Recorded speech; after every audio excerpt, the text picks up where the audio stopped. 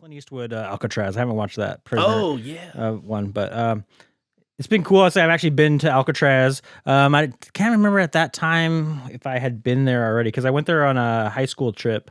We had gone there, so that was kind of cool. I mean, it's a prison. Al Capone was there and all that, so it definitely is one of those places where, like, if you've been to it, it adds something to it, I feel. But it's kind of cool. I mean, it has, similarly, again, it's a good action movie.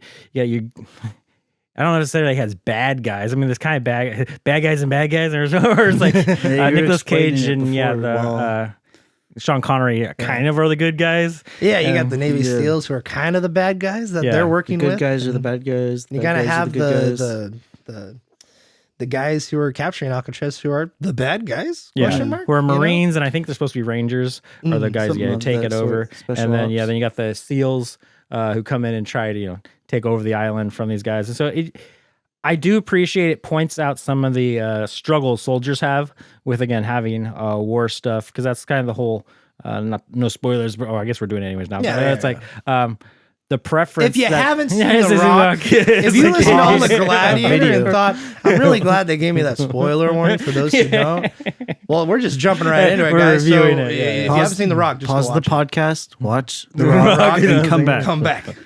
Or you can just keep listening. Because that's a struggle with soldiers, you again, justifying. I mean, you go and kill people. That's one of, like, the most heinous, things you can do. Again, even if it is for a good cause, it's kind of one of the ultimate moral sins or whatever, you shall not kill and all that. And so it's something how you have to justify with yourself, it's like if you're doing it for a good cause or whatever, but then again, you do it for a good cause, kind of similar to Gladiator, and then your government screws you over and kills your whole family because you became too powerful or something like that. Like where this one was simply these soldiers had gone out, they had done what the government had told them to do, they died, and their families weren't given benefits. And so this general is pissed off about it, and so he's trying to make a point, and he was at the end of his rope. He felt he couldn't make any other point other than taking these hostages, and then having the VX gas, which also time-wise, this is kind of a roughly-ish, Saddam was always kind of in the thing with that, with the chemical weapons and stuff. So again, just thinking back to kind of when that happened, he always had kind of that underlying tone already in the world, so people were already kind of scared of biological weapons and that type of thing. So as far as just the setup for it, it played on people's fears they already had, kind of like if you did like a Russian thing, like the Cold War, during the Cold War, it would automatically kind of feeds into that. But this one is interesting because it does the twist that's actually Americans who are doing it, and again, their cause is just in some ways, but the way they do it isn't, I'd say, isn't the way to go about doing it. Yeah, isn't the way to go, yeah. But again, he's at the end of rope, he's tried all the other ways, which is what the kind of opening scene is. Yeah. Him explaining to, his wife who's dead at the cemetery. He goes up to her tombstone and he's like, I tried everything, and like, so it's like, I couldn't do this while you were here, and now that you're dead, we're going in. We're going in. Or we're going with my plan Z or whatever. Did you watch it in the theater? I don't think so. I think it was all VHS. So I didn't go to the theater for much, because actually Nick thing, but it's like my first movie I really remember. Well, first rated R movie I went to was actually Starship Troopers. It was in the theaters, and that was in the Willows Theater. Willows used to have the theater. Dang, I can't remember my first actual movie though. It was Young Frankenstein, as everybody remembers. I'm not that old. Not that old. But, yeah, was it Blazing Saddles? No, you're not that old. No, that was before me. So, so I watched the VHS also. But, okay. Pretty much everything. We watched a lot of VHS back in the day. I'll have to think about that. What was my first movie I ever saw? I don't know. Yeah. Well, that's okay. No, while you think about that, let's move over to Matt. Okay. Matt, what do you think about The Rock, and how did you experience it? How did I experience? Yeah, for the first time. First time, yeah. Well, it's a great movie. It's got Dr. Cox. It does. The one and only. The one and only. From Scrubs. Nicolas Cage. Well, what can you say about him? Gone in 60 seconds. Exactly. Sean Connery, all I think of is James Bond. He's got that accent. Great movie. It's fast paced. It makes me think of, it's weird, but those pirating like anti-pirating things on discs. Anti-piracy. How it Yeah, cuts and the music. Oh, Oh yeah. It's just it's You that wouldn't timeline. download a car. You wouldn't download a car. I know it's off topic, but that's what it makes me think of. Great action-packed movie. Ed Harris, he's great. amazing. But I want to say he's probably like, I love Nick Cage and Sean Connery, and it's so easy to say they're your favorite character, and they're definitely my favorite characters. But dude, Ed Harris is really freaking awesome. Oh, yeah, I love him too. Amazing. Yeah. He's so awesome. Ed Harris is like the best like serious character. In Yeah. the the best movie. serious He's military. never like the main character. Like No, in no, hardly he's a- any- no, he's he's a always Yeah, he's kind of support just like a character. character actor, sort of. He's so good. He was in Armageddon, right? Yeah. Yeah, he was like the captain dude. He's been in a lot of general things. dude. The only thing he was kind of a lead character in was like Westworld. the TV series. Yeah, this Yeah. TV series because he I guess played so. the He's in older that. version of the young guy. Yeah, That's right. but yeah, that's not a lot of people have seen that. I would think. It's funny how you brought that up because I was just thinking about the Fallout TV show Yeah, and how Walter Goggins is kind of a similar character. In that Exact- sense. He's an older fella yep. that's kind of basically the main character, but he's not the main He's character. a character. And he's and he's like a really good side character that the audience loves. Mm. And Ed Harris is that role in Westworld, and Walter Goggins is that in Fallout. Fair. Really interesting. Yeah. So, which, by the way, they're filming season 2, Yes. and there's New Vegas signs Woo on the woo. behind the scenes picture. Oh, that's So what they definitely they- set it all up. You so- see the Oh, ending stuff. Yeah, Yeah, they set it up man. already. It's good stuff. So, what, anything else matter? I don't think so. You know, we'll go. We'll through definitely the go movie, through it. but that's my overall thoughts. Okay, dokie. Well, David, what do you think, Mr. Oliver Reed related fella? Let's As see well if as you, Matt. He's my. Are you Faja. guys related to Oliver He's Reed? my Faja. He's my Faja. Have you ancestored it yet? Ancestry.com, I'm, that thing. One in me. I one mean, done with. unless What is the other one? Oliver Reed three was, and- Yeah, put so on spray 20 tan for his role as Proximo, we're probably not related. Hey, it was the What if he did? breeding. The breeding. The what? The breeding. About what? What? It's Okay, moving on. David, what do you think of The Rock? And Anyway, where did The you Rock. first watch it? How did you Yeah, I think for me, my first viewing of it. Yes. Oh, okay. Yeah. My first viewing of it was actually on VHS.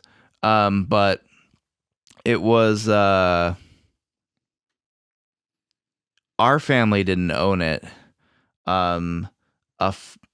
A friend of ours, their family owned it, and so I watched it once over at their place, and I really loved the movie. And I remember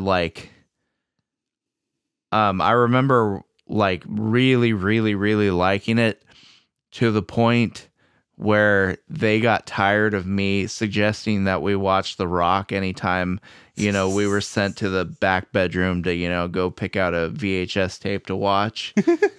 I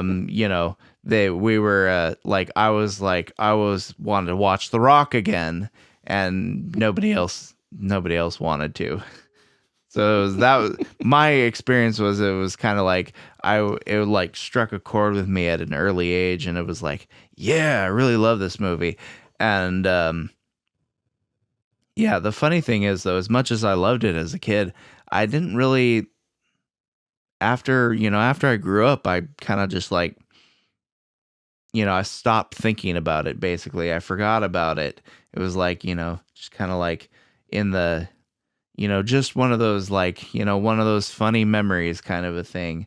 So watching it again for this was kind of eye-opening because it was the first this was my first actual critical viewing of it. Cool.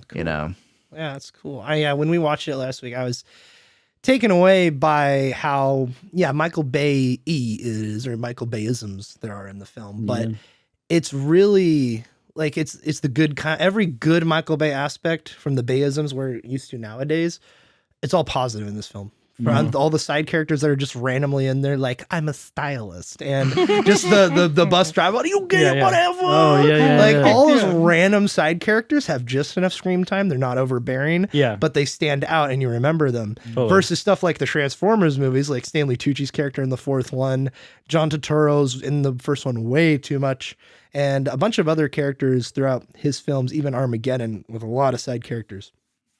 A lot of his characters and writing and, or not writing, but just the collaboration between him and Jerry Bruckheimer sometimes they're so overbearing in the character department and they're so annoying a lot of times. But in this one, I thought it was the perfect balance because even in Pearl Harbor suffers from that, I think. But Pearl Harbor still has that nice balance, I feel. But this is, I think, a much better movie, I'd arguably. Wow, that's Pearl bold. Harbor. I have been watching a long time. Yeah. I think I last watched it like 7 years ago, something like that. But and I still love it. I think it's a good film. But with The Rock, I don't know. It feels like even though its inclusion would be a bit random, I'd say it's like definitely one of the best '90s films out there. Yeah, like I haven't seen everything from the '90s. I haven't seen Pulp Fiction. I haven't seen a lot of these films. As we've talked about before we Pulp started Fiction's our a classic, but it's I weird. know. It's weird though. It is weird. It is weird. You It's very watch odd. it multiple times. I mean, I've seen some of the other Tarantino ones. I just haven't seen that one. I think Tarantino films you watch twice and then you get it. Yeah. Because Pulp Fiction almost has like 2 or 3 plots going in There's the movie. 3. So it's like almost, it's 3 different stories that kind of like overlap, but they're not really related. Or like they are, they aren't. It's like, they so it's weird end in up that regard, overlapping, but just it's most minute ways. Yeah. And I think, just the random elements. The movie's so captivating. I just and thrilling, intriguing. It's like a soup of cowboy Babe Bruckheimerisms, and it's really great. Nick, you brought up the part about the soldiers. Such a really intriguing plot and so cool. And of the time in '96, this was kind of ballsy to go with some plot like this. Like it was not the best place to release it, I'd say. The best time to release it in. But I think it's to its benefit, actually. So, and of course the weird isms of Nick Cage being Nick Cage. And probably a really great Nick Cage. Is he a Nick Cage though? Because that's not the Nick Cage I remember. He's definitely Nick Cage. Yeah, he's definitely Nick Cage in this movie. Which, a preference, is one of my favorite actors. I don't know why, I just love the guy. But I mean, how can you not love Nick Cage? He must have 2 forms because I grew up I grew up on the later generation of Nick Cage that was with his Gone in Charmander 60 Nick Seconds. Or no. Next. And I know of the bees, but like he knows of the bees.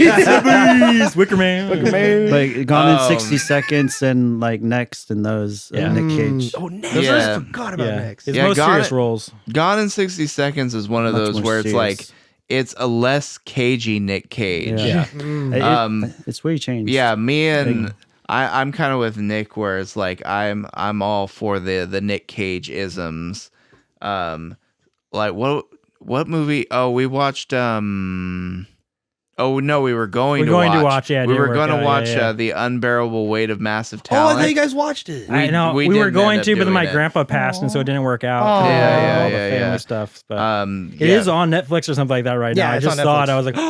I was like, David and I have to get together and watch that again. Yeah, I ended up watching it, and it's a great. Have you seen it yet? I have not yet. I've been really wanting to, and but I haven't taken the time to sit down. I kind of want to watch it. We with David, definitely need to get some time to watch that film because it's a good one. Maybe we'll watch 2 films that Nick has not seen. Yeah, it's got all the cageisms you could ever ask for. Which I love. As like I said, I wouldn't put him down as like the greatest actor, but I find because he's unique. Yeah. So he's very unique in his acting. He always kind of does the same type of role, but it's not like he's a great actor. There's something just about him. It's different. Yeah, it's different. He brings something to the table that no other actor does. And that's kind of the weird thing about this movie is you have like Nick Cage being Nick Cage and then Sean Connery being Sean Connery. Yeah. It kind of works. And then out of all the characters who are actually like serious characters who are like actors playing their characters, not just actors being themselves. Yeah. Like Ed Harris is like is the like pinnacle, basically the star of the movie. Yeah. You know, when you take away the actors who are just being themselves, Yeah. Ed Harris is like the bright star of the movie. It's like, I'm actually trying to act here, people. And dude, the oh man, let me just say I think that we should have not titled this, instead of 2 films that Jake hasn't seen, we should have titled it 2 films that didn't have finished scripts when they were making them. Really? Because Gladiator was only like halfway done when they started I did not know production. And The Rock was barely done, I think, when they did it. They relied heavily on improv in this film from both Nick and Sean Connery. Which is awesome. So that's why And so it let them both just go into their pure isms, with Sean Connery being his Charizard phase in his life, and you have Nick Cage being his Charmander phase in his life, and Matt, I think we're used to Charmeleon's phase of Nick Cage in our lives. All and the now, evolutions. And now Nick Cage with the massive weight of massive talent, or whatever it's called, and the pig, and a couple others. Well, I was thinking of Ghost Rider and that's Charmeleon Nick Cage. Charmeleon. I was thinking Con Air is kind of another classic. I kind of got there, but National Treasure is a big one where he's that one's he's different than different. what you guys are describing. No, totally. Yeah. He And now, different. and now Nick Cage is in his Charizard phase finally, with the passing of Sean Connery, which he died last year, I think. He was like 95 or 92 or 93, something like that. But anyway, I think it's now moved on to Nick Cage. So, I don't know where I was going with that. But tried to bring it back into the movie. Charizard, Charmeleon. There's 1, 2. The evolutions of Nick Cage. Yeah. I have some trivia again from IMDb before we jump into the plot here. This was from the movie's commentary. There were tensions during shooting between director Michael Bay and Walt Disney Studios executives who were supervising the production. On the commentary track for the Criterion Collection DVD, Bay recalls a time when he was preparing to leave the set for a meeting with the executives and was approached by Sir Sean Connery in golfing attire. Connery, who also produced this film, asked Bay where he was going. And when Bay explained that he had a meeting with executives, Connery asked if he could accompany him. Bay complied, and when Bay arrived in the conference room, the executive's jaw dropped when they saw Connery appear behind him. According to Michael Bay, Sean Connery then stood up for him and insisted that he was doing a good job and should be left alone. I thought that was kind of cool. Sounds like my dad. In the golfing attire. Second one here, much of Nicolas Cage's dialogue was ad-libbed, including the Zeus butthole line, which Michael Bay wanted to cut, but Cage insisted on having. Yeah. It's a very Cageism. Directors frequently tell Nick Cage that his ideas are off the wall and offbeat, but Michael Bay and Jerry Bruckheimer encouraged it on the movie. Michael Bay walked off the movie for a couple of hours once and was threatened with a $60 million lawsuit when the studio tried to scrap the scene where the seals were approaching the island from underwater. He held his ground, though, and they budged first. So I can imagine that's probably like, we can't have a bunch of Navy SEALs and camera equipment underwater in San Francisco Bay. That's too expensive. But it seems like he went ahead and went for it anyway. You could do it anywhere, though. I mean, you could do a pool exactly. and make it you look could like... a pool. It's like That's a good point. Put some rocks on the bottom and make it look like... this is a Michael Bay movie. Yeah. Like, over budget. Yeah. Over budget. That's Over his middle budget is name. the name of the Over game. budget. That's his overbearing. middle name. That's- Michael Over Budget Bay. Which, to be fair, I mean, it gets something more across. It gives that little extra if you actually are able to do it in the actual spot versus doing. Because yeah, dude, that bay is tough. Those waters are quick moving, which is part of the reason why they put the prison there and all that stuff. So. And there's plenty of examples that he took from this film to Pearl Harbor with the water stuff as well, because that's a lot of stuff underwater in that film. And even in some of the other Bay films. But anyway, moving on. Don Simpson, the producer, died during production, and they tried at first to keep the news from Michael Bay until he finished the day's filming. Nicolas Cage accidentally broke the news. Dun, dun, dun. Wow. That's terrible. Don't trust Nicolas Cage with a secret. He's the modern Tom Holland of the 90s. Nicolas Cage and Michael Bay differed as if the reasoning behind the early scene of Goodspeed naked with the guitar. Bay says it's because he knew Cage wanted to show off his body. Yes. So they decided to just get it out of the way up front. But Cage says he simply wanted to establish that the character was at home. There was an intense scene right before that, so I mean, I can see that. You almost die, and you're kind of like sitting there, just kind of reminiscing about your life and going, "Is this really what I want to do with my life?" Naked and play the guitar. The weird thing about that scene is it kind of like it's like really. He's naked for Yeah, yeah, starters. Well, I mean, yeah, yeah. that- You could be in the buff at home. I mean, But what's wrong that with is that, like, you know? I mean, that's the I wouldn't do it, but That's the less you know. weird part about that scene. Yeah. The weird part about that scene is like they tried to shoehorn in like how much of a Beatles fan he was. Oh, yeah, yeah. dude. So I'm wondering if that was something like that Nick Cage like insisted upon like being part of the character or something. Because his character in the movie is a huge Beatles fan. Yeah. And they shoehorn it into certain scenes like that where it makes no sense. Yeah. Yeah, well, that's probably part of the ad libbing, like you're saying. Because like yeah, he's naked playing the guitar, and the guitar he's playing is an Epiphone Casino, which is famous for being used by John Lennon, Mm. and he's listening to his Beatles vinyl that Yeah, he just got, bought. yeah. Oh You yeah, know. because in the he just got it. $65 or whatever. right? $65, It's like, that's you know? expensive vinyl. Yeah, one of the IMDb ones was like he hated CDs apparently at the time. Nicolas Cage or had a dislike for them, so he really wanted the character to be part of his record collection to be part of that. He was ahead of his time. He Yeah, was so ahead of his time. that's definitely a Nick Cage insert right there.